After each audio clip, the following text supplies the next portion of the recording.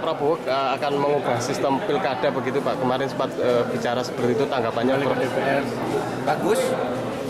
Menurut saya itu bagus dalam arti untuk mengevaluasi lagi apakah harus kembali ke DPR atau tidak, kita bicara. Tapi harus evaluasi karena yang sekarang ini selain mahal juga jorok yang sekarang terjadi ini. Oleh sebab itu, dan dulu kan sudah pernah kan, sudah pernah disetujui, lalu Pak SBY hanya 2 hari berlaku, dicabut lagi oleh Pak SBY. Ingat tahun 2024, tahun 2014 itu ada undang-undang nomor 22 tahun 2014 tentang pilkada, dikeluarkan tanggal 29 September, tetapi pada tanggal 2 Oktober dicabut lagi, hanya 2 hari. Karena pertimbangan politik yang panas pada waktu itu. Kalau sekarang mau didiskusikan lagi, ya diskusikan aja. Gitu. Tidak khawatir terus misalnya dinilai kurang demokrasi, kemunduran didiskusikan demokrasinya kayak apa yang mau kita bangun.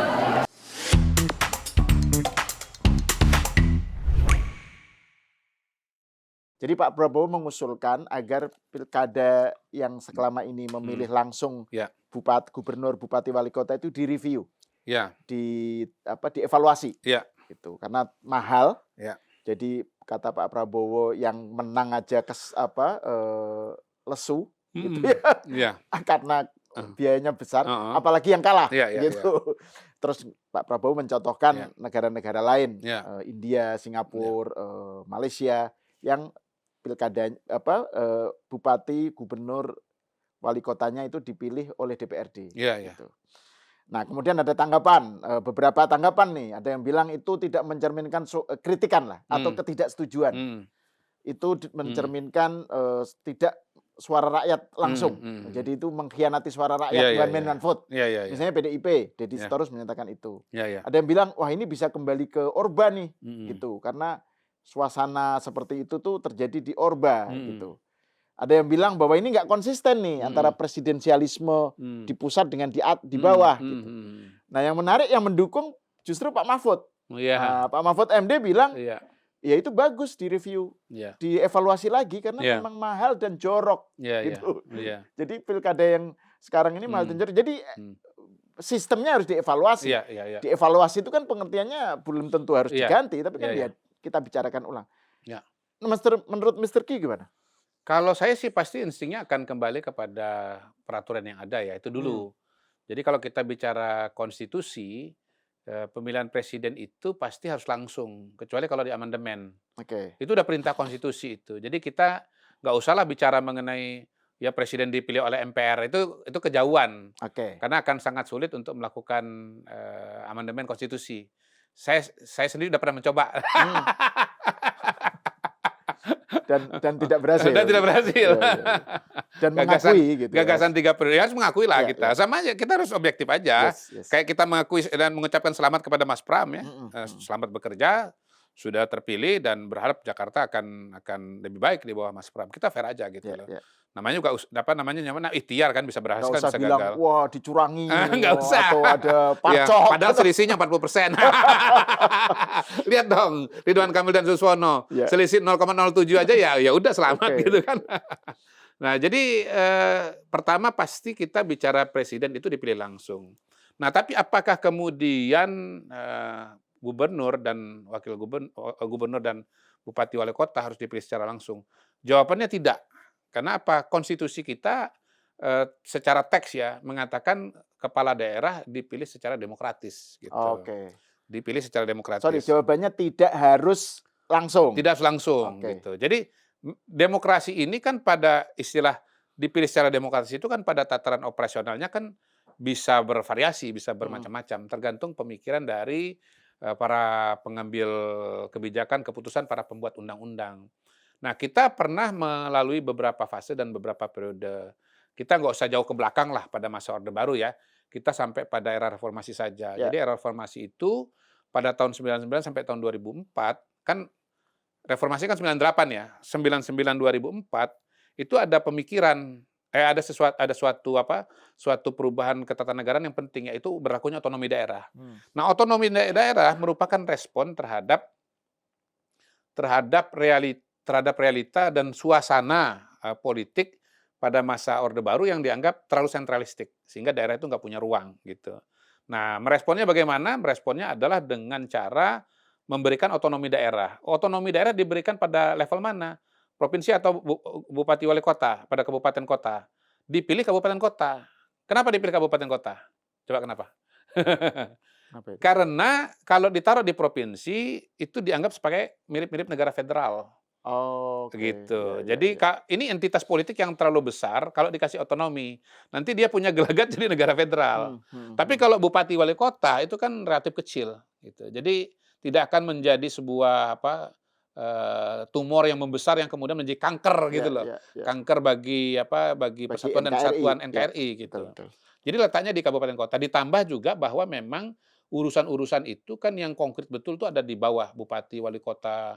Itu kalau berurusan dengan masyarakatnya itu betul-betul hampir-hampir personal ya. Apalagi kalau kita bicara daerah-daerah yang di luar Jawa yang penduduknya dikit, apalagi juga wilayahnya itu sedikit gitu. Nah, tahun 2005 ada pemikiran agar supaya lebih memperkuat partisipasi politik, kemudian juga untuk menimbulkan tanggung jawab yang lebih kuat, dibentuklah mekanisme pilkada pemilihan bupati wali kota secara langsung, tidak lagi oleh DPRD.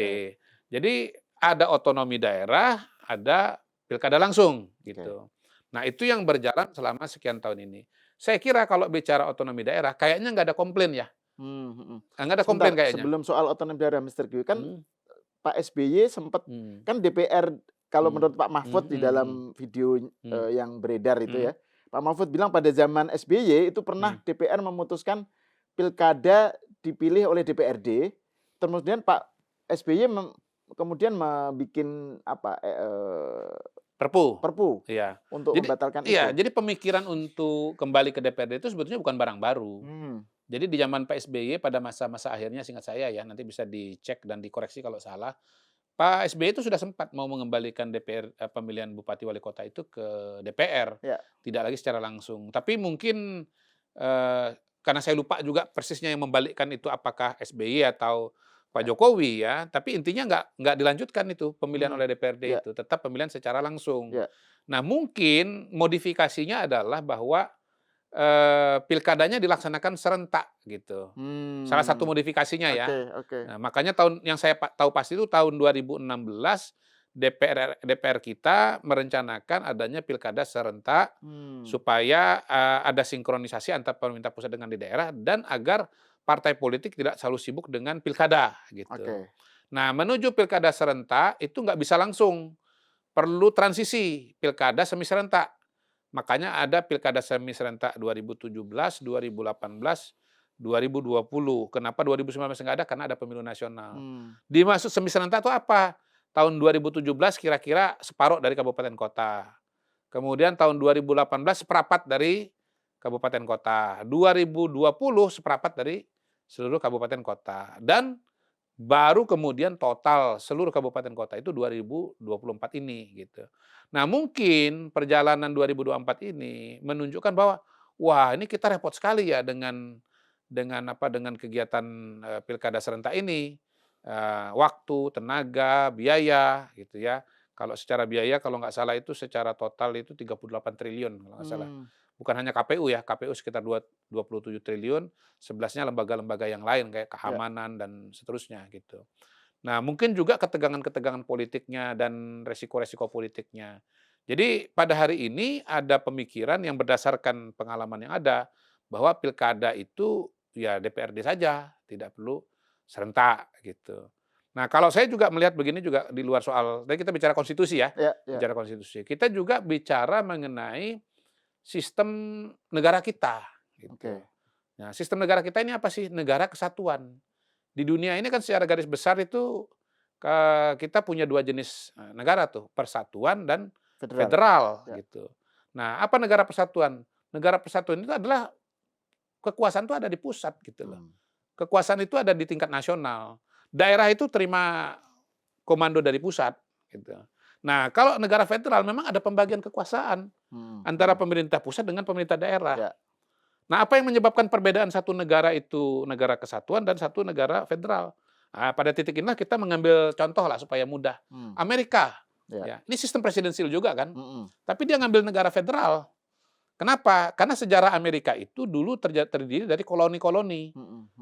Orang-orang yang nggak puas dengan kehidupan di Inggris pada masa itu yang diperintah oleh raja dan mencari peluang kehidupan yang baru, dan waktu itu ketemu benua baru yang namanya Amerika, mereka pindah ke Amerika gitu dan membentuk 13 koloni. Jadi pergerakan-pergerakan itu secara alami menciptakan 13 koloni.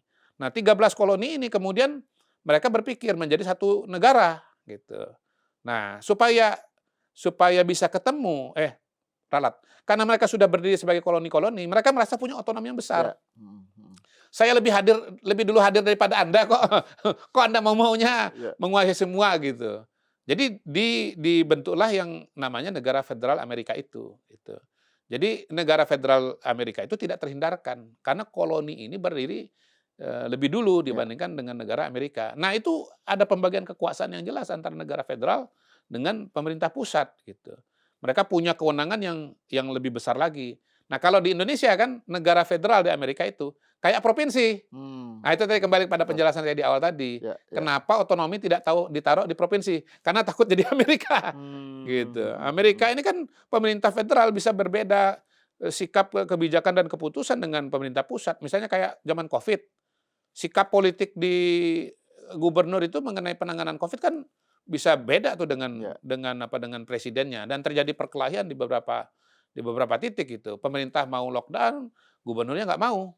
Itu bisa menimbulkan kekacauan. Nah, Indonesia walaupun sebetulnya juga terdiri dari berbagai macam suku dan agama ya, itu justru memilih negara kesatuan. Kenapa? Mereka justru takut akan pecah kalau modalnya negara federal. Dan sudah ada trauma negara federal ketika Indonesia sedang perang revolusi melawan Belanda pada waktu itu. Belanda kan dalam rangka memecah belah ya, supaya Indonesia jangan merdeka, kan dia membentuk negara federal tuh. RIS. Republik Indonesia Serikat gitu. Itu kan taktiknya Belanda sebetulnya. Van Mook iya, gitu. Taktiknya Belanda supaya ya ini negara nanti nggak akan jadi satu gitu. Minimal secara kekuatan melawan dia. Karena masing-masing akan berpikir di sendiri gitu. Nah, tetapi kan para elit bangsa kita menyadari bahwa ini sebetulnya bahaya bagi masa depan Republik dan ini adalah taktik dari Belanda gitu. Makanya RIS itu ditinggalkan, kembali kepada konsep negara kesatuan gitu. Nah, sebetulnya kalau pakai konsep negara kesatuan, menurut saya memang yang namanya kekuasaan dan wewenang itu di nasional. Jadi presiden itu logis dipilih secara langsung supaya apa? Supaya dia kuat gitu. Tetapi turun ke bawah itu harus satu garis dengan presiden. Nah, pada titik itulah kemudian dinamika-dinamika politik yang terjadi di daerah itu berusaha dikelola. Nah, kesatuan atau katakan linearitas kebijakan antara pemerintah di pusat dengan di daerah itu penting untuk dijaga supaya pembangunan itu bisa berjalan. Saya tadi diskusi di kantor bagaimana masalah swasembada pangan. Salah satu caranya adalah dengan mengoptimalkan potensi sawah kita yang ada gitu. Kita kalau nggak salah punya 7 juta sawah ya. Tapi yang punya irigasi yang lengkap itu cuma berapa? 4 juta kalau nggak salah. Nah, sisanya lagi itu belum cukup teririgasi dengan baik. Memang pemerintah sebelumnya sudah membangun waduk-waduk. Tetapi waduk-waduk ini tidak selalu terintegrasi atau tidak selalu berfungsi dengan optimal. Karena waduk dibangun pemerintah pusat bersama dengan saluran primernya. Untuk sampai ke sawah harus ada saluran sekunder dan tersier. Sekundernya ada di mana? Provinsi. Tersiernya ada di mana? Kabupaten kota. Jadi kalau misalnya ada perbedaan sikap antara pemerintah pusat dengan pemerintah provinsi dengan kabupaten kota, ini waduk cuman sampai primer aja. Air mengalir tidak sampai jauh. Gitu loh. Jadi lagu Bengawan Solo itu bisa tidak berlaku. Kalau antara pemerintah pusat dengan pemerintah daerah itu tidak sinkron gitu loh. Jadi kalau kita bicara mengenai sinkronisasi kebijakan itu harus terjadi di negara kesatuan. Karena kekuasaan itu ada memang di negara gitu, di pusat gitu, di presiden, di pusat gitu loh. Nggak ada cerita pembagian wewenang antara pusat dengan daerah itu tidak ada sebetulnya. Jadi daerah itu adalah pelaksana bagi program yang dilaksanakan di tingkat pusat. Itu negara kesatuan. Nah, menurut saya kembalinya ke sana. Ya. Bukan kemudian ini negara sistem presidensial, ini parlementer. Kita udah jelas bukan negara parlementer. Ya, kita ya. sistem presidensial gitu. Kekuasaan itu ada di eksekutif, bukan di legislatif, bukan di partai politik, tapi di presiden. Nah, ini menarik yang kalau argumennya Mr. Q kan soal konsistensi ya. Jadi karena negara kesatuan maka harusnya kekuasaan terpusat di presiden dan gubernur itu adalah pembantu presiden yang berarti dia dipilih berdasarkan agar supaya ditunjuk lah, agar supaya dia menjadi kepanjangan tangan presiden. Nah, tapi kalau yang beramai di medsos ya itu kan soal mahal itu. Jadi kan kaitannya dengan isu mengenai money politics lah. Gitu ya. Soal ya juga Pak Prabowo kan bilang bahwa yang menang aja lesu, yang kalah apalagi gitu. Jadi itu Pak Prabowo kan menyebutkan soal biaya mahalnya itu bukan hanya soal penyelenggaraannya, tetapi praktek yang berlangsung pilkada itu yang itu disebut Pak Mahfud jorok itu. Jadi banyak sekali money politics gitu. Nah, terus ada yang bilang tapi itu kan bukan yang salah bukan sistemnya, tapi aplikasinya, implementasinya gitu loh. Karena kalaupun toh melalui DPRD juga bisa money politik juga dan belum tentu murah gitu. Menurut Mr. Q gimana? Jadi kalau kita bicara biaya penyelenggaraan udah pasti absolut pasti lebih murah. Iya dong, ya dong. Tentu saja, ya betul. Iya kan, mencetak surat suara untuk berapa? 200 juta pemilih. Kalau pilkada ada provinsi, ada kabupaten kota, berarti 200 kali 2, 400 juta surat suara itu kan nggak perlu dilakukan. Kalau kita bicara pemilihan oleh DPRD. Kalau kita bicara biaya untuk penyelenggara pilkada, petugas TPS misalnya, saksi kandidat misalnya, saksi partai misalnya, udah pasti nggak ada biaya itu gitu. Karena cuma diselenggarakan di DPRD. Ibaratnya gini, TPS-nya itu bukan 1 juta atau bukan 800.000. TPS-nya 550 aja. Iya kan? TPS-nya 550 titik aja gitu. Kenapa? Ya karena memang yang milih adalah DPRD. Anggota DPRD gitu. Nah, kalau soal money politics tetap bisa terjadi. Kalau kita bicara pilkada langsung, money politiknya dari kandidat kepada masyarakat, ya kan? Kepada pemilih kan, kepada voters tuh, gitu. Nah, kalau pilkada oleh DPRD, money politiknya kepada anggota DPRD, voters juga, tapi voters elit gitu, yang jumlahnya sekian-sekian itu. Nah, sekarang tinggal dikaji aja mana yang lebih, dalam tanda kutip, lebih bisa dikontrol antara dua aspek ini. Ke masyarakat dengan kepada DPRD gitu. Mana yang lebih mau dikontrol? Kalau buat saya ya, mungkin sederhana aja ini. Ya mungkin DPRD lebih bisa dikontrol. Kenapa? Misalnya dia harus harus di karantina misalnya 1 minggu. Ya, tidak boleh pegang alat komunikasi misalnya gitu kan. Walaupun nanti akan bilang ada aja cara iya, tapi makanya ini kita bahas gitu loh. Kalau kita bicara diskusi atau pengkajian, inilah pengkajiannya gitu. Ke masyarakat bisa dicegah nggak? Bisa juga. Tapi kan kalau kita bicara jutaan orang kan ya faktanya kan makin susah gitu. Nah, apakah kemudian kalau money politics-nya ke anggota DPR akan lebih kecil dibandingkan dengan masyarakat? Walau alam, tergantungnya matematikanya kan gitu kan. Sekarang Wanipironya. Nah, per kepalanya berapa kan gitu kan. Jadi tinggal dibuat aja tuh matematikanya. Jadi kalau bicara aspek biaya, penyelenggaraan sudah pasti lebih murah. Sudah pasti itu. Angkanya tidak akan 38 triliun. Angka 38 triliun ini kan anggaran dikeluarkan untuk penyelenggaraan di 800.000 atau 1 juta TPS itu kan. Itu absolut pasti udah nggak ada. Tapi biaya yang dikeluarkan kandidat untuk money politics, ya itu potensi tetap ada kalau bicara DPRD gitu. Jadi kalau bicara aspek biaya, sudah bisa dipastikan dari segi penyelenggaraan itu akan hemat 38 triliun. Udah pasti itu. Tapi kalau yang money politicsnya walau alam bisawab kan gitu, tergantung matematikanya seperti apa. Kelanjutannya adalah pertanyaan berikutnya soal kualitas demokrasi atau esensi demokrasi. Jadi kan kalau pilkada yang sekarang ini one man one vote itu mencerminkan demokrasi dalam arti yang sesungguhnya. Karena ini suara rakyat kan, gitu. One man one vote. Tapi kalau di PRD kepala daerah itu dipilih oleh DPRD, itu demokrasinya terkebiri, gitu. Atau setidaknya dibatasi atau dikooptasi, gitu. Menurut Mr. Q gimana? Iya, sama aja dengan pertanyaannya. Mana yang lebih demokratis? Pemilihan presiden langsung atau pemilihan presiden secara langsung atau pemilihan presiden secara langsung atau pemilihan perdana menteri oleh parlemen. Sistem parlementer ya. Iya, parlementer itu apakah kemudian lebih tidak demokratis? Mereka kan memilih kepala pemerintahan oleh anggota dewan kan. Kalau gini, sistem presidensial tuh dia yudikatif legislatifnya itu trias politikanya lebih jelas. Jelas dia. Nah, ini nggak bisa saling membubarkan ini antara presiden dengan parlemen dengan presiden nggak bisa saling membubarkan. Masa jabatannya juga pasti 5 tahun gitu. Tapi kalau bicara parlementer itu dia nyatu itu lengket tuh antara eksekutif dengan legislatif itu lengket. Perdana Menteri dan Menteri itu kan anggota parlemen. Nggak ada cerita Perdana Menteri itu bukan anggota parlemen itu nggak ada cerita gitu. Makanya dia juga rentan terhadap perubahan konstelasi politik.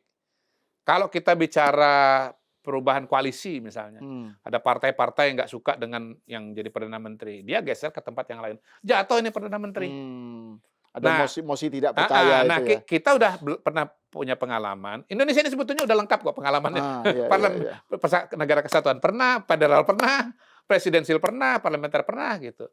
Nah, kita itu traumanya 2. Negara federal kita trauma karena kita dulu mau dipecah belah Belanda dengan aspek itu dan ideologi NKRI itu kan memang betul-betul menancap di bangsa ini gitu.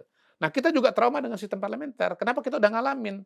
Begitu sistem parlementer, pemerintahan cuma 3 bulan, 2 bulan.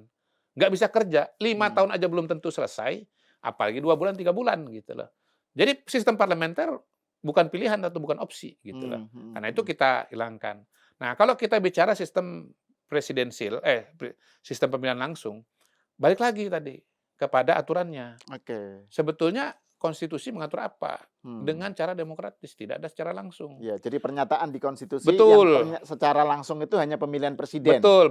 Kalau pilkada itu secara demokratis. Betul. Jadi tidak disebut secara langsung gitu tidak secara langsung. Sebetulnya ini juga harus mendiskusikan mengenai pemilu legislatif. Pemilu legislatif itu kan kemarin ada wacana dipilih partai saja atau dipilih caleg gitu. Proporsional terbuka atau proporsional tertutup. PDI Perjuangan kemarin inginnya proporsional tertutup. Yang lain ingin terbuka. Waktu itu PDIP belum pecah dengan Pak Jokowi. Sudah sih kayaknya. Sudah mulai ya. Udah. Jadi kan mana yang lebih demokratis? Ya ada pemikiran bahwa yang langsung itu lebih demokratis ketimbang yang terbuka lebih demokratis daripada yang tertutup gitu. Mungkin sama juga gini, partisipasi masyarakat dalam pemilihan DPRD secara langsung pasti lebih banyak, tapi kan ada side effect-nya tadi bahwa biayanya besar kan. Kemudian money politiknya juga besar. Tapi ini kan kita udah diskusikan bahwa di DPR pun bisa terjadi gitu. Kalau saya sih ngelihat begini, kalau ingat cerita proses transisi dari langsung tidak langsung itu. Seingat saya waktu DPRD waktu pemilihan kepala daerah digeser dari DPRD menjadi kabupaten menjadi secara langsung. Itu yang lebih menonjol adalah bagaimana komposisi APBD untuk pembangunan itu menjadi lebih besar daripada anggaran rutin. Gitu. Kenapa? Karena calon itu dipaksa oleh sistem untuk membuat program yang dirasakan oleh masyarakat gitu. Nah, bisa nggak sekarang dengan dipilih DPRD, bagaimana caranya agar kepala daerah itu nggak balik ke zaman dulu gitu loh. Di mana ketika dipilih oleh DPRD, anggaran rutin lebih besar daripada anggaran pembangunan. Kalau menurut saya sih feeling ya. Rasanya itu udah nggak bisa dibalik lagi gitu loh. Walaupun dipilih oleh DPRD, kepala daerah itu pasti harus tetap memprioritaskan porsinya untuk program pembangunan, bangun jalan, jembatan, pendidikan, kesehatan gitu. Nggak ke anggaran rutin lagi gitu. Karena ini sudah jadi habits of the heart lah istilahnya begitu. Istilahnya Robert and Bella ya. Kita kan nggak bisa tarik lagi nih dari rakyat. Ya. Nggak bisa tarik lagi nih, pendidikan gratis, kesehatan gratis, ini udah nggak bisa dibalik lagi. Ini sudah jadi norma gitu loh. Jadi sebetulnya dalam kacamata itu, pemilihan oleh DPR itu menjadi lebih mungkin. Karena mekanisme atau suasana atau norma bahwa anggaran pembangunan harus lebih besar daripada anggaran rutin, itu sudah terbentuk melalui mekanisme yang terjadi dari berapa 20 tahun ini gitu. Pilkada serentak itu udah pertama 2005. Kemudian 2010. Ini kalau linear ya. 2015, 2020, 2024 ini yang kelima. Jadi sebetulnya pengalaman kita terhadap pilkada serentak ini sudah cukup sudah cukup banyak gitu untuk bisa menimbang lebih dan kurangnya. Menurut saya sih kata kuncinya itu adalah bagaimana kepala daerah tetap memberikan porsi yang besar untuk masyarakat. Nah, porsi apa? Porsi APBD. Hemat saya porsi pembangunan alias porsi untuk masyarakat itu memang sudah nggak bisa ditarik lagi sekarang. Mau dipilih langsung oleh masyarakat atau oleh DPRD itu nggak bisa itu harus di atas anggaran rutin. Terus ada juga ini Mr. Q, yang ini saya nggak tahu apakah ini jalan kompromi atau jalan yang ya pokoknya tidak mutlak-mutlakan. Jadi misalnya Bung Fahri Hamzah ya, saya kira Mr. Q juga pernah nyebut kok. Jadi soal bahwa pilkada itu lebih baik hanya dibatasi di pilkada langsung ya, maksudnya yang memilih bupati dan wali kota itu hanya dibatasi di bupati dan wali kota, gitu. Sementara kalau gubernur itu kan dia pembantu presiden. Jadi jangan dipilkadakan, gitu loh. Dia harus ditunjuk supaya tidak terjadi kasus yang tadi tubrukan antara gubernur dengan gubernur nanti dia loyalitasnya ke partai misalnya. Padahal dia pembantu presiden, dia harus manut presiden dong, harus loyal presiden gitu. Jadi gubernur tidak ada pilkada, tidak ada pilkada langsung, maksudnya ditunjuk gitu. Gubernur itu ditunjuk oleh presiden. Sementara pilkada langsung itu di tingkat kabupaten dan wali kota. Gitu. Menurut Mr. Q gimana pandangan semacam itu? Saya sebetulnya memang saya punya pandangan juga bahwa gubernur itu bagusnya ditunjuk langsung oleh presiden ya. Karena saya waktu itu bikin analogi begini, kalau menteri itu membidangi membantu presiden pada bidang-bidang, menteri perumahan, menteri pertanian, menteri energi, menteri kehutanan. Presiden juga harus dibantu sesungguhnya oleh koordinator pada level provinsi untuk ngurusin kabupaten kota gitu. Jadi ya sebetulnya gubernur itu ya harusnya perpanjangan tangan dari presiden.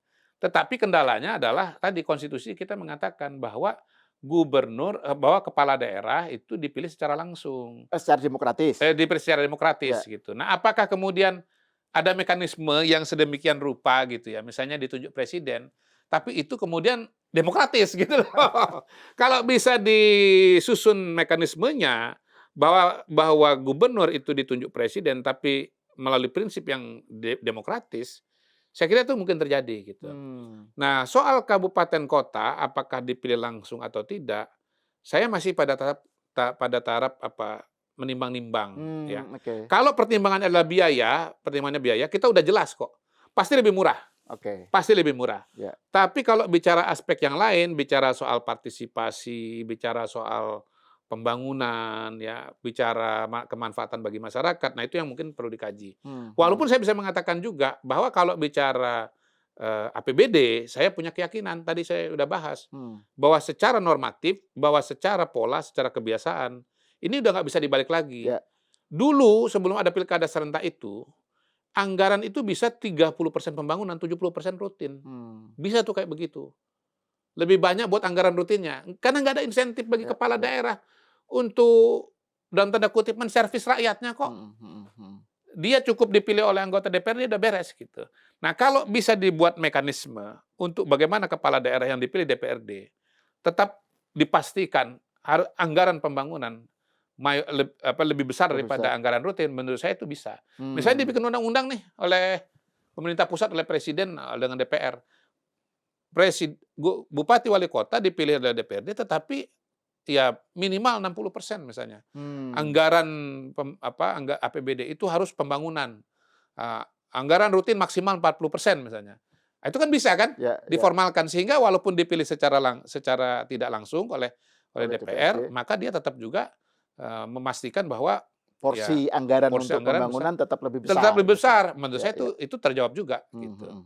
Nah, terus ini soal kan sebenarnya Pak Prabowo di pidatonya di Golkar itu, di acara Golkar itu kan menawarkan untuk mengusulkan untuk dievaluasi, direview, dikaji lah gitu. Jadi nggak ujuk-ujuk itu menjadi kenyataan gitu. Nah, Anas Urbaningrum di dalam tweetnya itu menarik. Dia bilang memang sudah saatnya perlu dikaji. Nah, pengkajian itu hasilnya kan bisa macam-macam. Hasil dari pengkajian itu apakah perlu diubah atau enggak? Nah, itu nanti terserah hasil pengkajiannya gitu. Jadi dia setuju soal pengkajian itu. Cuma dia bilang jangan sampai ini sudah keputusannya sudah diputuskan dulu baru dikaji. Jadi kalau Anas bilangnya harus betul-betul kajian gitu. Nah, hasilnya seperti apa tergantung yang kemaslahatannya yang paling banyak itu yang diambil. Ya ini kita sedang mengkaji kan. Kita ini sedang segaris dengan Mas Anas ini. Makanya saya bersedia untuk tampil dan ngomong ini. Kan ini kan tahap kajian. Kan Pak Prabowo kan juga mengatakan, mari kita kaji kan. Gitu loh. Mari kita kaji. Kalau udah diputuskan saya nggak ngomong lagi nih. Betul. Pak Prabowo nggak bilang. Kalau dia ngomong ini, Mas Kodari kok WKSP kok ngomong soal ini gitu. Lo kan ini bagian dari kajian gitu. Saya juga menggali ingatan saya, menggali dokumen-dokumen. Ini kan bagian dari kajian. Dan kalau orang mendengarkan kita baik-baik kan, kita kan sudah bisa memberikan beberapa masukan. Misalnya secara biaya pasti lebih murah. Karena penyelenggaraannya cuma 550 TPS dibandingkan dengan 800.000 TPS gitu. Pasti itu 38 triliun itu pasti selamat. Apakah kemudian dari segi money politik akan lebih hemat? Walau alam bisawab. Silakan ada kajian yang lebih teknis gitu kan. Jangan di sini gitu. Kalau bicara mengenai kesejahteraan rakyat, kita udah memberikan usulan. Kunci aja Pak. Bikin undang-undang yang mengatur bahwa anggaran rutin itu maksimal 40% misalnya dari APBD gitu. Nah, ini juga kan sebetulnya menuju omnibus law undang-undang politik. Jadi akan ada omnibus law undang-undang politik yang merangkum semua proses politik yang kita miliki. Sekarang kan pemilu legislatif sendiri, pemilu pilkada sendiri, kepartaian sendiri gitu. Penyelenggara pemilu sendiri ya mungkin mau digabungkan semua. Jadi ini bagian dari pengkajian kita ini. Bagian dari kajian terhal lain pengkajian juga, digital. Iya benar, pengkajian yang justru malah bisa disaksikan oleh banyak orang. Dan juga tadi poin yang tadi Mr. Q sampaikan ya, menurut undang-undang, menurut konstitusi lah. Kalau ini tidak berlaku untuk pemilihan presiden, ya kan? Pemilu presiden itu sudah jelas pemilu langsung. Nah, yang dibicarakan sekarang ini adalah pilkada yang rumusannya itu adalah demokratis. Tapi saya mengatakan begini, di antara senior kita yang mengatakan kalau presiden langsung bahwa harus enggak. Saya mengatakan itu jelas enggak. Kenapa? Pertama memang undang-undang dasarnya mengatakan enggak begitu gitu loh. Jangan dipaksa-paksa. Harus sama, barang beda kok. Pengaturannya berbeda kok harus dipaksa sama gitu. Yang kedua, kacamatanya bukan sistem presidensil, sistem parlementer. Kacamatanya ada negara federal versus negara kesatuan. Frameworknya itu bukan antara presidensial atau parlementer, tapi negara kesatuan atau negara federal. Iya. Anda nggak boleh loh motong-motong. Jangan Anda melihat jangan melihat proses pemilihan ini pakai kacamata federal yang jelas pembagian kekuasaan pusat dan daerah. Nggak ada. Negara persatuan itu nggak ada konsep seperti itu. Kekuasaan itu ya di pusat. Kekuasaan itu di pusat. Nggak, ini tadi poin soal itu menarik, soal menurut undang-undang dasar itu. Karena kan ada juga yang mencurigai gini, Mr. Q. Wah, ini pilkada ini adalah usulan supaya dipilih DPRD, ini akal-akalan untuk tujuan nanti supaya presiden dipilih oleh MPR. Gitu.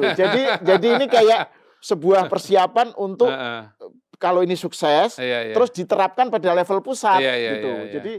Jadi seakan-akan ini nanti pilkada tidak langsung. Nanti pemilihan presiden juga tidak langsung. Gitu. Saya kira enggak sih. Menurut saya kita sudah bisa bersepakat begini bahwa kita negara yang sangat besar, ya menghimpun berbagai macam suku, agama, wilayah yang begitu luas, penduduk yang begitu besar. kita yakin dan percaya bahwa pemerintah pusat itu puncak kekuasaan itu harus sangat kuat gitu. Dan sangat kuatnya itu dari mana? Dengan dipilih langsung oleh rakyat gitu. Pada titik itu saya mengatakan benar bahwa negara sebesar ini harus dipilih secara langsung. Jangan lupa loh bahwa sebetulnya presiden itu adalah, ini saya sampaikan, bentuk modern dari raja pada masa lalu. Ya. The elected king. The elected king gitu. Ya, raja tapi dipilih. Tapi dipilih gitu. Dengan pembatasan-pembatasan kekuasaan gitu. Tapi semua elemen-elemen yang ada pada raja itu sebagian ada pada presiden. Kekuasaan tertinggi, megang eksekutif, pegang tentara, pegang polisi gitu ya. Dia punya hak ini dan itu, grasi aboli, mengampuni orang dan seterusnya gitu. Tapi punya masa jabatan, tapi ada parlementer ya kan, bisa memberikan grasi, gitu. Ya, ada undang-undang gitu. Jadi presiden itu adalah raja yang konstitusional gitu. Gitu. Nah, kalau negara monarki konstitusional, raja cuma simbol, kemudian yang melaksanakan pemerintahan adalah Perdana Menteri. Kalau presiden itu sesungguhnya adalah raja. Raja, tapi dia punya batasan-batasan, tidak seperti raja di masa lalu. Dan kekuasaan kekuasaan presiden alias raja modern ini bukan dari Tuhan, bukan dari pulung, tapi dari rakyat yang memilih dia. Jadi ini betul-betul legitimasinya dari bawah. Betul. Gitu ya. Disitulah kemudian kalimat Vox Populi Vox Dei itu muncul. Ya, betul. Nah, ini pertanyaan terakhir ini Mr. Q. Seberapa realistis ini akan menjadi kenyataan ya usulan Pak Prabowo ini, karena kan itu disampaikan di acara Golkar dan kelihatannya Golkar juga menyetujui gitu ya. Dari segi hitung-hitungan politik. Saya balik. Usul Golkar dulu setuju presiden. Oh gitu ya? Iya dong. Usulan dulu itu usulannya Bahlil. Oke. Ini masuk barang tuh. Iya. Nah, itu dari segi hitung-hitungan seberapa menurut Mr. Q seberapa ya, kalau tadi kan kajian sistem kan, kalau ini kajian politik ya. Oke. Sangat mungkin. Ya, karena kalau kita bicara satu ya, Golkar partai besar, dua Gerindra juga partai besar, ketiga Pak Prabowo udah setuju sebagai presiden, keempat koalisinya ini kan Indonesia Maju ini sangat mayoritas di DPR, dan saya udah baca-baca juga komentar dari para ketua-ketua partai yang pada acara Golkar itu cuma denger kan, nggak kelihatan ngomong kan, diwawancara setelah itu mayoritas setuju gitu loh, mayoritas setuju. Jadi hemat saya sih kelihatannya potensinya besar untuk bisa terlaksana.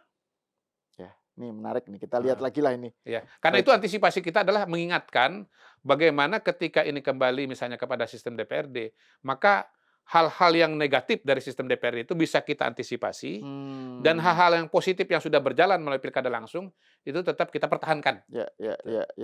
Gitu. Ya, kalau negatif kan misalnya bahwa itu menjadi persekongkolan elit, kan, jadi seakan-akan itu tidak mencerminkan rakyat. Minimal beginilah, ini kan PR-nya KPK, bagaimana membangun sistem pilkada DPRD yang bersih dari praktek money politics misalnya begitu. Nggak tahu tuh gimana tuh PR-nya KPK itu. Memastikan proses di DPRD berjalan dengan bersih dan tidak ada money politics. Gitu. Oke. Terima kasih Mr. Q atas diskusinya. Terima kasih Pak Waka KSP. Luar biasa ini, punya teman wakil ketua KSP ini, seneng saya. Oke, terima kasih atas diskusinya. Pemirsa, sampai di sini dulu. Kita berjumpa lagi di episode selanjutnya.